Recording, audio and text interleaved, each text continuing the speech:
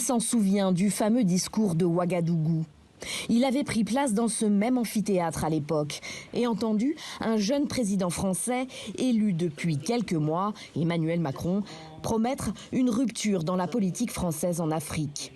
4 ans plus tard, pour ce doctorant et militant de la société civile, rien n'a changé. La France a d'ailleurs tenté de se désengager militairement pour revenir se dédire et se réengager encore sous prétexte que ce sont les États qui sont demandeurs, alors que l'idée c'était de mettre les États africains face à leurs responsabilités de nations matures qui doivent eux-mêmes assumer leurs problèmes.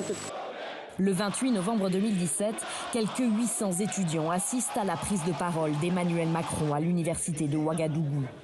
Il propose alors une nouvelle relation avec le continent, où la France serait moins en première ligne, en rupture avec les pratiques opaques de la France-Afrique. L'Afrique n'est ni un continent perdu, ni un continent sauvé.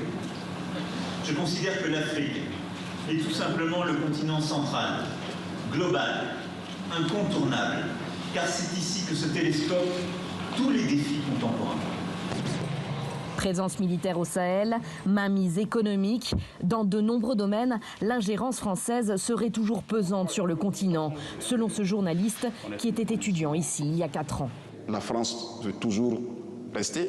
Elle n'a même pas intérêt à quitter l'Afrique. Pas du tout. Elle veut rester.